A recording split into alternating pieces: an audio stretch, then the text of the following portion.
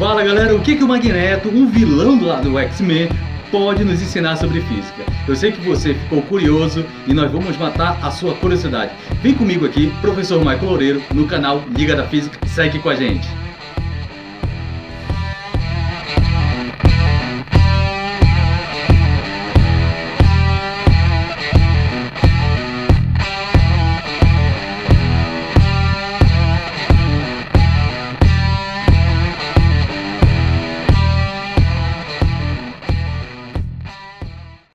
Salve, salve galera, você que está ligado no canal Liga da Física. Hoje nós estamos trazendo assunto novo, eletromagnetismo. O que ele vai trazer pra gente de informação? Bom, será que ele vai implicar pra gente no nosso dia a dia? Será que ele ajudou a gente a se locomover? Onde é que eu posso aplicar o eletromagnetismo? Isso tudo a gente vai começar a ver na aula de hoje, mas para a gente chegar na parte do eletromagnetismo, nós vamos falar agora de magnetismo. Então segue comigo aqui na Liga da Física, eu sou o professor Michael Loureiro e vou guiar você nesse estudo de física, beleza? Vamos lá! Para a gente poder comentar um pouquinho sobre a parte do magnetismo, existem várias histórias de como surge, tem um surgimento para a gente desse novo estudo. Bom, um deles é o seguinte, claro que o ímã ele é um minério que tem propriedade de atrair pedaços de ferro e esse minério foi dado o nome de magnetita por ser encontrado numa região chamada Magnésia, localizada na atual Turquia. Tales de Mileto, filósofo, físico, matemático grego, foi quem observou a atração de um ímã natural, a magnetita, com o ferro. Uma outra história também nos conta que é o seguinte, que um pastor levando o seu rebanho para o pastoril, verificou que a ponta do seu cajado, que era de ferro, começava a atrair pequenos pedaços, como se fossem pedras escuras no chão, uns fragmentos, e ficava colado. E para essa atração ele chamou de ímã, que quer dizer pedra que ama, tipo, quem ama quer estar perto, ou seja, aquela pedra amava aquela pontinha ali do cajado dele, por isso que queria estar perto. Então isso aí na verdade são várias histórias que nós temos aqui para falar um pouquinho sobre a parte da história do magnetismo, beleza? Bom, mas para a gente poder começar a trabalhar realmente, vamos imaginar uma coisa, magnetismo na física, o que significa? Bom, o magnetismo ele é um fenômeno físico que explica a atração entre metais e ímã. Por exemplo, esses materiais são capazes de se atrair mutuamente graças à disposição espacial dos vetores do momento de dipolo magnético que se encontram no interior desses materiais. Michael, nossa, ficou um pouquinho complicado isso, né? Bom, na verdade a gente vai deixar um pouquinho mais simples para você. Isso porque, na verdade, isso aqui são termos técnicos utilizados de uma maneira física, beleza? Mas vamos prosseguir e você vai começar a entender direitinho isso aí. Para a gente começar a falar e entender sobre a parte do magnetismo, nós temos que verificar que nós temos alguns materiais. E que materiais são esses? Bom, eles vão ser classificados como materiais ferromagnéticos.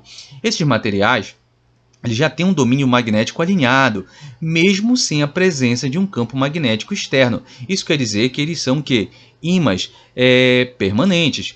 Como eu tenho aí um exemplo que vai ter na sua composição desse ímã permanente, ferro, cobalto ou níquel, beleza?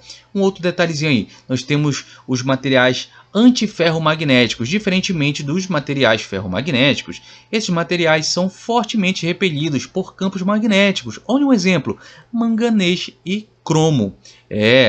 Outro tipo, nós temos os materiais diamagnéticos e nesses materiais os domínios magnéticos encontram-se livres para girar na presença de um campo magnético. No entanto, os momentos de dipolo magnético desse material alinham-se de forma oposta ao campo magnético externo e, portanto, são repelidos pelos ímãs. Um exemplo, cobre e prata. Então, galera, vamos também pensar numa coisa, achar que todo corpo que é de metal pode ser atraído por um ímã, isso a gente vai ver que é algo equivocado, beleza? Vamos lá para o último, nós temos os materiais paramagnéticos. Nos materiais paramagnéticos, os domínios magnéticos encontram-se naturalmente desorientados e na presença de um campo magnético externo pode se alinhar, sendo levemente atraído pelos ímãs, enquanto houver proximidade entre eles, como por exemplo o alumínio e o magnésio. Olha um exemplo bem simples, uma experiência que você pode fazer na sua casa. Eu tenho certeza que você tem por aí perdido, nem que seja perdidinho, você tem um clipe de papel. Se você tiver um ímã, faça o seguinte, coloque em contato tanto o clipe de papel quanto o ímã. Você vai verificar que o clipe de papel, estando em contato com o ímã, ele vai conseguir atrair um outro clipe de papel.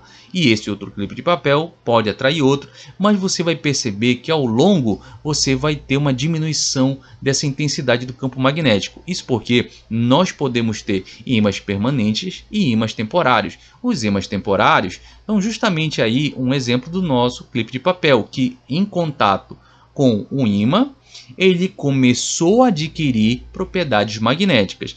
E essa propriedade magnética, ela recebe o nome de quê? De imantação, que por outro lado, há um processo na fabricação desses ímãs. E essa fabricação, essa propriedade vai ser chamada de imantar ou imantação, no qual o corpo, que nesse caso não tinha propriedade magnética, ou seja, ele era neutro, é conferida uma propriedade de atração magnética. E o ferro e algumas ligas metálicas são corpos que vão conseguir se imantar mais facilmente. Por isso, os ímãs artificiais são muito importantes na fabricação de aparelhos eletrônicos, geradores elétricos, bússola, dentre outros. Opa! Então você começa a verificar o seguinte, olha lá, aparelhos eletrônicos. Aparelho eletrônico, claro, vai ter aí algum componente magnético. Geradores elétricos, isso quando a gente falar de usina hidrelétrica, você vai verificar que eles vão aparecer. Bússolas, dentre outros aparelhos, beleza? Bom, vamos seguindo. E aí nós temos o seguinte, a propriedade dos ímãs. Como assim a propriedade do ímã? Bom, todo ímã, claro, ele é constituído de dois polos magnéticos, que eu vou chamar de polo norte e polo sul. E um detalhe, gente, esses polos magnéticos norte e sul, eles vão ficar muito semelhantes, o comportamento deles, a cargas elétricas. Mas olha, vale dizer uma coisa, viu? Não vamos confundir. Não vamos pensar que norte é uma carga elétrica, seja positiva ou negativa, e nem o sul, tá? Eles são polos magnéticos, carga elétrica é outra. Então, nesse caso, vamos fazer o seguinte, vamos entender um pouquinho mais o que vem ser essas polaridades. Uma delas aqui, essas propriedades, perdão, é que eu tenho um ímã, por exemplo, ali em forma de ferradura, ou nesse caso aqui eu tenho o quê? Eu tenho um U, tá? Esse ímã em forma de U, e eu tenho o quê? Eu tenho uma região norte e uma região sul. Beleza. Só que tem um detalhe, eles não vão conseguir se separar. Isso é uma outra propriedade que a gente vai falar daqui a pouco, beleza? E o que nós temos? Os polos de mesmo nome eles se repelem e polos de nomes contrários se atraem. Como você vê aqui, olha, na figura abaixo. Mas a gente vai explicar um pouquinho mais para frente o que vem ser essas propriedades. Mas, a partir de agora você já sabe. Propriedade de um ímã, ele tem dois polos, ele vai ser chamado de dipolo. E aí você tem o polo norte e o polo sul. E você já sabe que entre eles haverá uma atração desde que os nomes sejam contrários. E uma repulsão se forem nomes o quê? Iguais, beleza? Bom, vamos prosseguindo aqui no nosso estudo. E aí nós temos a inseparabilidade dos polos magnéticos. O que isso quer dizer? É que esses dipolos, norte e sul, eles não conseguem se separar. Por mais que você tente quebrar um ímã ao meio, tentando separar o polo norte do polo sul, você vai apenas criar mais dois ímãs com o quê? Com polaridade norte e polaridade sul. Ah não, vou quebrar de novo. Você vai criar mais dois ímãs, tanto com o polo norte quanto com o polo sul. E se você quebrar até chegar na parte que você não consiga ver mais, você vai chegar naquilo que é chamado de ímã elementar, beleza? E um detalhe, a interação força magnética entre polos, tanto de mesmo nome como de nomes contrários, eles vão seguir a ideia aí, olha, do inverso do quadrado da distância. Opa! Isso aí você já deve ter ouvido falar, sabe onde? Lá na eletrostática, quando você estuda a parte da lei de Coulomb, aonde você tem a força tanto de atração ou de repulsão entre cargas, beleza? Então aqui, olha, nós começamos a ver uma ideia muito parecida. Você começa a perceber que o comportamento tanto dos polos magnéticos quanto de carga elétricas são semelhantes, beleza? Bom, e aqui nós temos, olha, na nossa imagem, um amiguinho aí tentando colocar um ímã, encostar um com o outro, o anjinho dizendo que não vai grudar, e no outro depois de grudado ele não consegue soltar. Então a gente vai verificar que essa força, tanto de atração ou de repulsão, ela vai se dar de maneira inversa à distância entre esses dois ímãs. Nesse caso, a distância sempre de maneira quadrática. Como assim quadrática, Michael? Você vai pegar o valor da distância e elevá-la ao quadrado. Beleza? Bom, dando prosseguimento ao nosso estudo, olha que nós temos aqui a nossa Terra, o nosso lar. A Terra, gente, ele é considerada um imenso imã. Então, por isso que nós podemos nos orientar através de bússola. Agora só vamos ter um tremendo cuidado com uma coisa. É muito comum a gente pensar que uma bússola aponta diretamente para o norte. Pela imagem você está vendo aqui que a nossa Terra, como é que ela está? Ela está inclinada. Então, na verdade, quando a gente vai falar do magnetismo terrestre, nós temos que pensar que essa Terra ela está, olha, levemente inclinada. Eu coloquei um pouquinho aí mais acentuado para você conseguir ter essa visualização. Então, para a gente, o correto é dizer que uma bússola ela vai se alinhar ao magnetismo ou campo magnético da Terra em uma direção que ela vai ficar muito próxima da região norte. Mas que região norte? O Polo Norte geográfico. Porém, lembre-se também que nós temos, claro, o Polo Sul geográfico. Mas espera aí, Michael. Se a agulha da minha bússola aponta para o norte e está apontando para o norte geográfico, por que não é a ponta do sul da minha bússola? É porque, na verdade, lá no Polo Norte geográfico, olha o que nós temos aí, o Polo Sul magnético.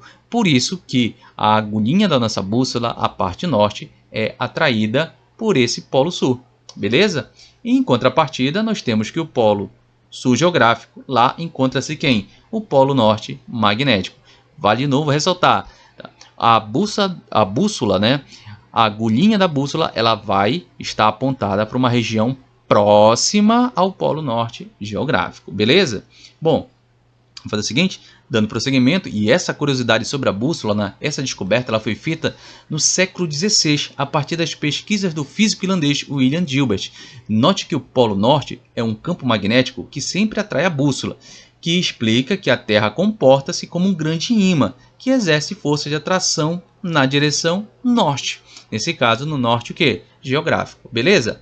Bom, vamos dar um prosseguimento aqui. Quanto à intensidade de um ímã, seria a intensidade do campo magnético. E nessa imagem você percebe aqui o seguinte, parece que tem algo como se fosse uma poeira, né, em cima do nosso ímã. Na verdade, isso é chamado de limalha de ferro, que é conseguida através de uma pulverização da chamada lã de aço, aquela que é utilizada realmente na cozinha para limpeza de panelas, tudo bem? Só que você percebe que elas ficaram bem mais concentradas aonde? Na extremidade do ímã.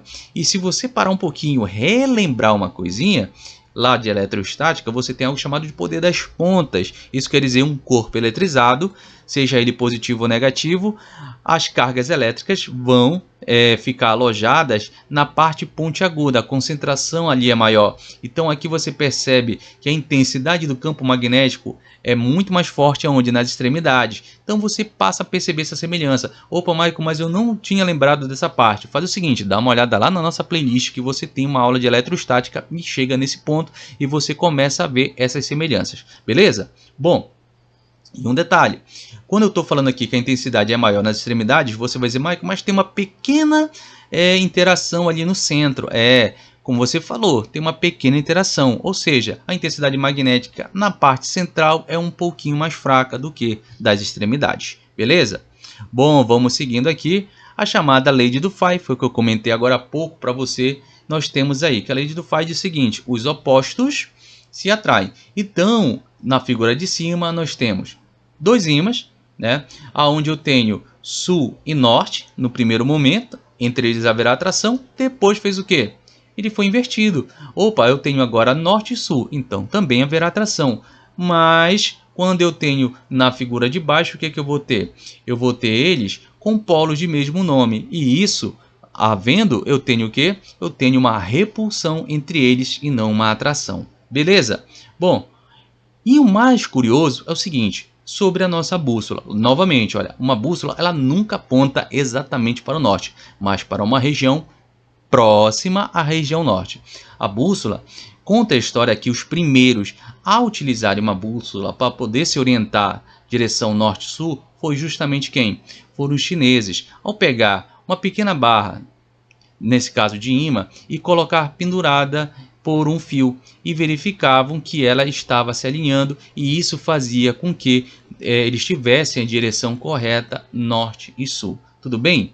Bom, prosseguindo, as chamadas linhas de indução magnética são justamente elas que fazem a agulha da bússola ficar alinhada. Como assim? Que linhas são essas? Lembra que a gente comentou agora há pouco que a Terra ela pode ser considerada um imenso imã? Bom, então nesse caso aqui você começa a perceber uma coisa. Olha lá, vou pegar aqui meu laser e aqui eu tenho, olha, essas linhas que eu tenho aqui, tá? São invisíveis, mas são um campo magnético. Como assim, Michael? Invisível se eu estou vendo? Você está vendo na imagem, mas na vida real você não consegue ver. Então, olha só bem aqui, olha, eu tenho uma agulha imantada, nesse caso uma agulha de bússola, aqui também e aqui. E você percebe que ela está de que forma, galera? Olha, ela passa a estar alinhada com essa linha de campo. Aí você vai dizer, peraí, Michael, olha só, eu tenho aqui sul e norte. Exatamente. É como se fosse o nosso ímã. Aqui é o sul magnético e aqui é o norte magnético. E vale lembrar que essas linhas elas vão ter uma orientação. Qual orientação? Elas vão sair do norte magnético, são linhas fechadas, e vão entrar aonde? No polo sul. Ah, então é por isso? É exatamente. Quando você pega uma bússola, ela sempre vai procurar a se alinhar com essas linhas do campo magnético. E isso faz com que nós tenhamos a direção norte-sul por essa orientação. Seja ela uma bússola convencional, seja ela por um aplicativo de smartphone. Beleza? Então, as agulhas imantadas tendem a se alinhar as linhas de indução magnética. Agora tem um detalhe, será que essas linhas de campo, será que esse magnetismo terrestre, será que ele ajuda a gente? Será que tem algo a mais que nós podemos falar sobre o magnetismo? A gente vai ver agora, beleza? Bom, o campo magnético terrestre ele é muito importante para a gente, amigos. Porque olha, nessa imagem, o que você passa a observar? Nós temos aqui a nossa fonte energética, que nesse caso é o Sol, nós temos aqui a Terra. Esse desenho ele ficou muito parecido com uma aranha. Na verdade, o que eu tenho aqui? Eu tenho o chamado campo magnético. E esse campo magnético para a gente, amigos, é como se fosse para a gente um vidro blindado. Por quê? Porque nesse caso, apesar de nós termos o Sol aqui como fonte de energia, ele seria para a gente, infelizmente, um franco atirador. Como? Imagina assim, infelizmente você fosse fazer um teste de qualidade de vidro. Você teria coragem de ficar com uma pessoa que fosse fazer um disparo? Eu tenho certeza que não. Por quê? Porque a gente não sabe se aquele vidro vai suportar. Mas aqui eu digo uma coisa para você. O campo magnético ele ajuda. Esse disparo com que o Sol manda para a gente, isso é chamado de massa coronal. Como assim? É uma quantidade de energia muito grande. E quando ela vem da aproximação da Terra, você vê uma parte aqui, ó, indo para a parte de cima, outra para a parte de baixo, sendo desviada pelo campo magnético. Então, como se fosse um disparo, o campo magnético ele vai atuar como a nossa blindagem, como um vidro blindado. E aí olha o que acontece, uma pequena parcela consegue adentrar e vai provocar um outro fenômeno. Então, caso você tenha lido alguma coisa sobre massa coronal, a massa coronal passa a ser uma energia emanada pelo Sol através, claro, de algumas explosões que nós temos na superfície, no interior do Sol, beleza? E essas linhas de campo, olha só como é a linha de campo solar. Olha essa imagem aí, você imagina que se você fosse utilizar uma bússola aqui, como é que ela ia tentar se alinhar? Ela ficaria completamente desorientada. Nem a bússola do Jack Sparrow conseguiria fazer algum alinhamento. Então, isso que você tem aqui nessas imagens são justamente explosões solares. E essas explosões solares vão fazer o que? Emanar aquela massa coronal. É problemática para a Terra? Com certeza. Vou voltar rapidinho aqui na nossa imagem, olha lá. Isso já aconteceu uma vez, de uma pequena parcela dessa quantidade conseguir entrar, salvo não me engano foi na década de 40, entrou numa cidade lá no Canadá, e isso fez com que toda a parte elétrica ela fosse danificada. E isso durou aproximadamente de 6 a 8 meses para tentar se recompor novamente aos poucos essa cidade. Salvo não me engano, essa cidade é chamada de Quebec. Bom, isso aí aconteceu por quê? Porque a intensidade solar fez com que todo o circuito elétrico, por mais pequeno que fosse, ele tivesse uma sobrecarga chamada de PEM, pulso eletromagnético. Então você vai verificar que alguns filmes que você já deve ter assistido, eles falam justamente sobre isso, beleza? Então voltando aqui para a nossa aula, no nosso campo magnético solar, você vê como é que ele é bastante desorientado, beleza? Bom, e aí a gente tinha comentado agora há pouco o que que nós temos aqui? Imagens belíssimas. Essas imagens aqui você já deve ter visto em algum tipo de documentário. Isso são chamadas as auroras. E nós temos dois tipos de aurora: aurora boreal e aurora austral. Vamos entender um pouquinho sobre essas auroras, né? Quanto às auroras, nós temos o seguinte: em latitudes do hemisfério norte, ela é conhecida como aurora boreal, que é claro foi batizado por Galileu Galilei em 1619, em referência à deusa romana do amanhecer, Aurora, e ao seu filho Bóreas, que representava os ventos do norte. Porém, é o seguinte, galera, em latitudes do hemisfério sul, ela é conhecida como aurora austral, nome batizado por James Cook, uma referência direta ao fato de estar aonde? Na região sul. Tudo bem? Então isso aí são curiosidades para a gente sobre o magnetismo, sobre aquela parte da massa coronal que foi enviada, que conseguiu adentrar um pouquinho e com uma intensidade bem fraquinha, mas ela faz toda a diferença aí numa paisagem da nossa Terra, beleza? Bom, uma coisinha que eu queria chamar a atenção para você é o seguinte: magnetismo e elerodinâmica. Opa! Então quer dizer que agora nós vamos falar de eletromagnetismo? Vamos! Mas para isso, tá? Vamos nos reportar lá para o ano de 1820, lá no século XIX.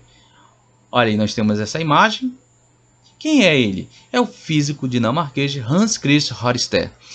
Bom, conta a história que é o seguinte: o nosso físico ele estava numa aula experimental sobre circuitos elétricos e até aquele momento pensava-se o seguinte: magnetismo era um assunto, eletricidade era outro, e que eles eram assuntos completamente distintos.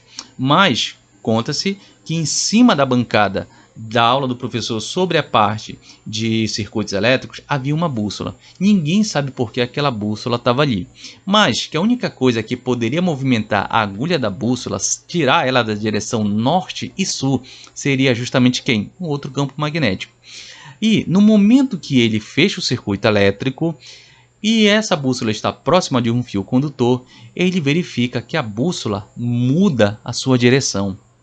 Intrigado, ele desliga novamente o circuito elétrico e a bússola volta à posição inicial, ao original. Então ele liga novamente, fecha o circuito e ela muda de novo de direção. Intrigado, nosso físico dinamarquês, nosso professor Ørsted, começa a estudar e verifica que existe uma interação. A pergunta que ele fez a si mesmo foi: então, naquele momento, eu sabia que a agulha poderia sofrer influência de um campo magnético, apenas de um campo magnético, nunca de uma corrente elétrica. Então ele concluiu da seguinte forma: que uma corrente elétrica em um circuito deve criar um campo magnético. Mas veio uma outra pergunta: se a corrente elétrica ela consegue criar um campo magnético, será que um campo magnético consegue criar uma corrente elétrica? Só que essa aí vai ser a próxima aula que você vai ver aqui na Liga da Física. Então faz o seguinte: muito obrigado por você estar com a gente. Não se esquece, te inscreve no canal, dá o teu joinha, assenta o dedo nesse like e não te esquece, ativa o sininho de notificações, porque vai chegar aula nova para você toda semana, beleza? No mais, eu sou o professor Michael Loureiro, estou aqui com você na Liga da Física, levando mais e mais física para você. Tchau, meus amigos!